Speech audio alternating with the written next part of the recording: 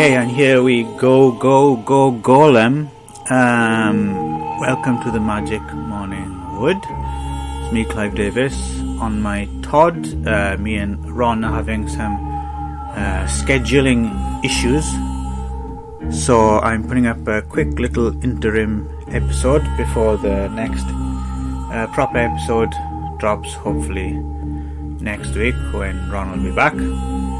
And I thought I'd do a follow-up to our talk on the 1920 silent classic Der Golem, and I watched a few more versions of this or related to this Jewish legend, fantasy legend of a protective clay monster that comes back to life to protect the Jewish people from oppression.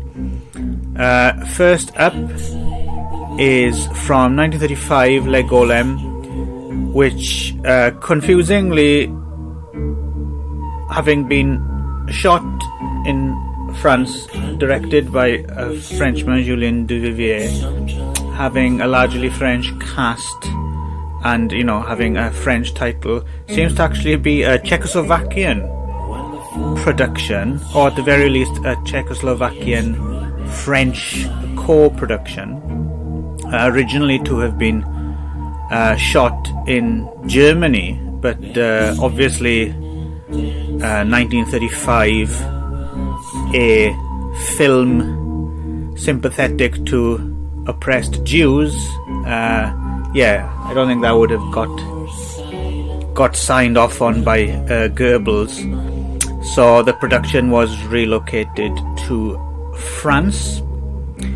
It's based on a play by, and here's name mangling time, Jiří Voskovec and Jan Veric. And takes place a few decades after the events of the 1920 German version, which we discussed and liked very much indeed. So works sort of as a sequel. So in 1610, the Golem has been abandoned in the attic of a synagogue. Rabbi Lau is dead, and his successor is reluctant to wake up the Golem, despite the continued impression of the ghettoized Jews. And King Rudolph II, who in this film, as played by Harry Bauer, who also played Rasputin, is obsessed with the occult and magic and witchcraft and that kind of thing, and is seems to be suffering some kind of dementia, I guess. And the most striking thing about this film, and it pays to bear in mind here, the criticism that critics often review the film that they wanted to see rather than the one that's in front of them. So I'll try not to do that. But in comparison to the earlier film, this is much less of a monster film. The Golem, which is a much less impressive but kind of interesting caped figure, isn't in this film that much compared to the 1920 version, and a lot more of the running time of this film is about relationships among the aristocracy and court politics and stuff like that, which isn't uninteresting, but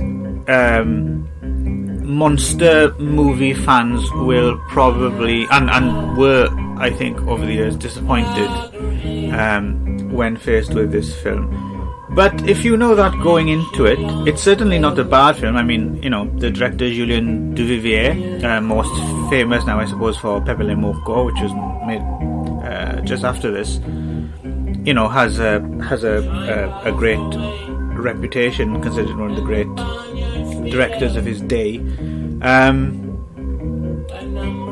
So, whereas it's probably not among his masterpieces,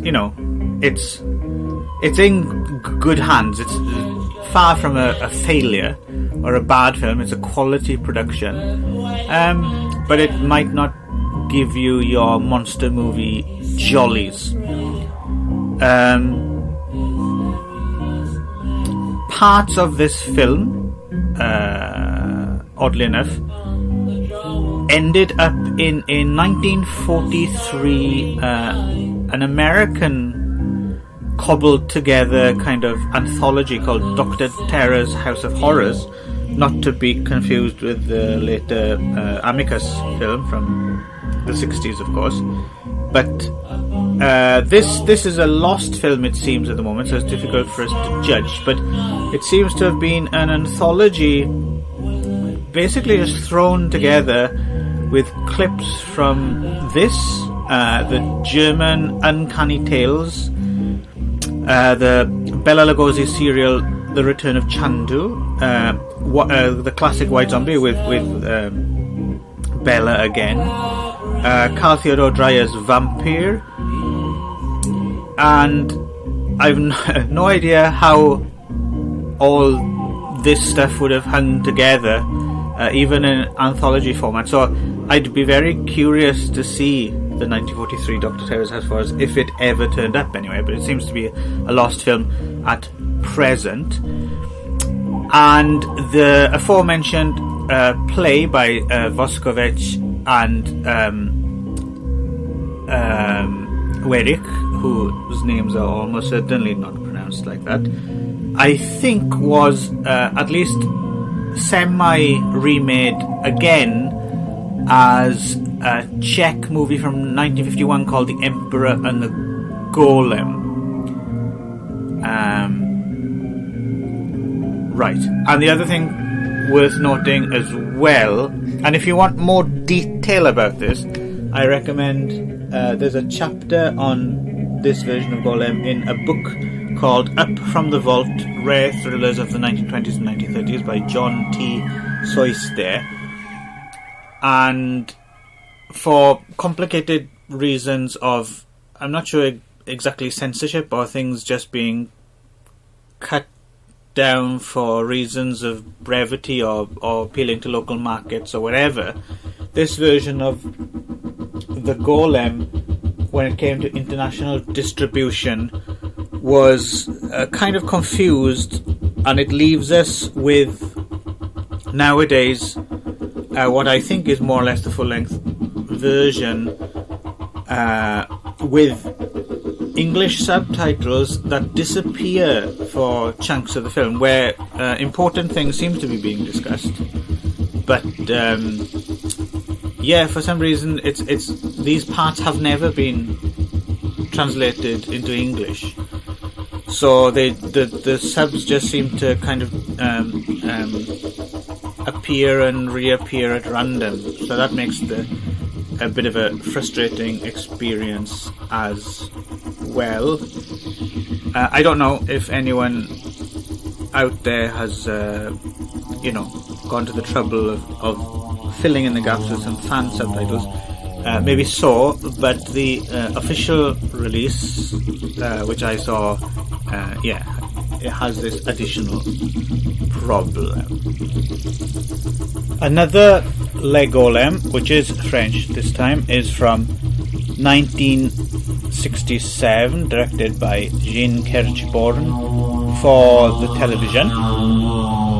A very handsome production for a television movie with great black and white photography by Albert Schimmel. Now this one confused me at first, because whereas I was aware that it was based primarily on Gustav Meyrink's novel, The Golem, which originally appeared in serialized form from 1913 to 1914. But what I didn't know, because I'd never read the book, was I'd always assumed that Meyrink, who was kind of an autodidactic occultist, he was even a member of the Hermetic Order of the Golden Dawn for a while there. I'd always assumed that Meyrink's novel was basically a retelling of the Golem legend. But as became apparent while watching this film, this isn't the case. So I'll come back to the film and I'll jump forward to what I did, which was when I realised that this film, and probably not the novel either, wasn't what I was expecting. I got myself a copy of Gustav Meyrink's The Golem. I read it, and the book uses the Golem legend as a bit of a starting off point, uses it kind of metaphorically, but Meyrink's novel is not about the Golem legend. It's actually a somewhat difficult to follow, somewhat Kafkaesque. I believe Meyrink and Kafka were contemporaries in Prague at the same time, actually. Novel about a character, a jewel, a gem engraver in the ghetto, who seems to be losing his mind, or is schizophrenic, or it's a odd little fragmented read where the main character jumps from one character being mistaken for another one to the characters being mistaken for, claiming that he's been mistaken for, and it's quite confusing. It's not a massively difficult read, but it's not hugely pleasurable either. But there are bits in it which make you understand why it has such a, or did have, slightly forgotten now, did have such a good reputation, especially maybe in the original Czech as well. You always have to account for translation difficulties. So this 1967 Golem, which we're discussing, is not much of a discussion, it's just me monologuing, is based on this, right? And yes, the metaphorical Golem does turn up here and there, but it's basically the tale of this guy played by Andrei Kebaz, kind of, I wouldn't say coming to terms with, but basically it's his kind of odyssey, trying to figure out exactly what is and isn't going on, and he gets accused of a murder he did, or maybe he didn't, or maybe he did commit, and put in prison and awaiting execution. And even though some of the problems with this, as I said, very handsomely mounted, but really quite tedious over a 150-minute film, some of the problems are in the source material, I think.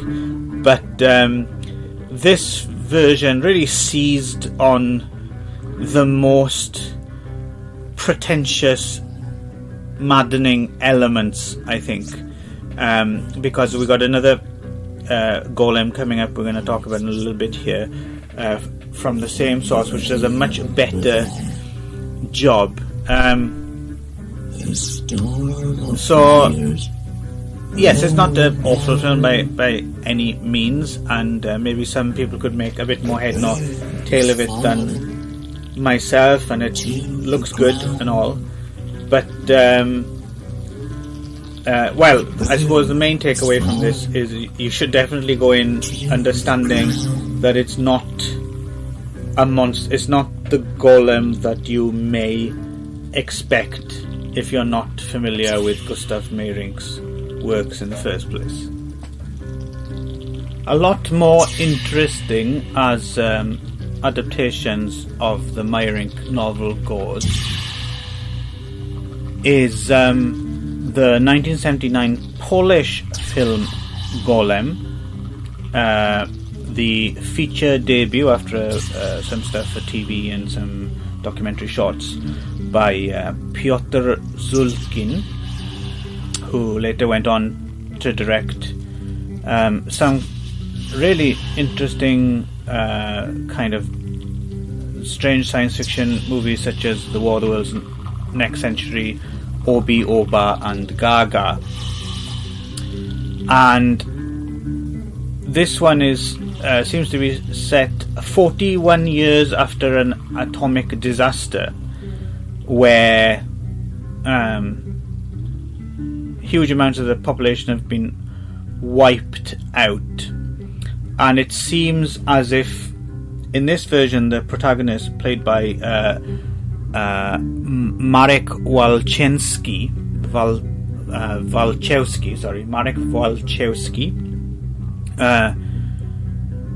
seems to be maybe an experimental android or something of that sort, basically an artificial man, and much like the source novel, he finds himself kind of interrogated for a murder he may or may have not committed, and upon being released from the police station he goes to pick up his hat and coat from the repository and ends up maybe getting the wrong hat and coat, and maybe somehow the hat and coat leads to this personality switch with someone else. Other people who recognize him seem to think he's a different person, and he has different conflicting memories, and there's this very peculiar scene where he goes into a toilet in a cinema and kind of peels off his face, and it's very disorientating and surreal and strange, very Kafka again, and also a little bit of the kind of Andrei Tarkovsky influence in the direction, but this works a lot better to my mind because it's coming from Poland and this kind of post-Soviet mindset. So I think the reason writers and filmmakers from this time and place are able to tap into this strange existential paranoia better than anyone else is it was their life, right? I mean, so everything strikes a chord of authenticity, as opposed to, for instance, the 67 French version, which seemed to be a lot more affected and kind of pretentious and somehow distant and objective. This feels like it's coming from a place of genuine fear and paranoia and disorientation. And now I could be talking through my whole I know nothing about director Peter Zelkin beyond his films. Maybe this wasn't his experience. This could all be nonsense on my part, but that's how it comes across to me. and this version of the Meyrink novel worked a lot better, I thought, and this is probably the recommendation of this episode. Just to get ahead of myself, we do have one more film to discuss, but no, I think this is the one that's definitely worth your time. Again, not a monster film, although you know, a golem of sorts does turn up, can be seen briefly. It's not really about that, and it flips the whole concept, you know, whereas you know, what might it be like to be the golem, and so it's not just a straight far from a straight adaptation of the novel. Actually, it kind of uses it as a bit of a leaping off point, but Meyrink's novel is clearly the source inspiration here.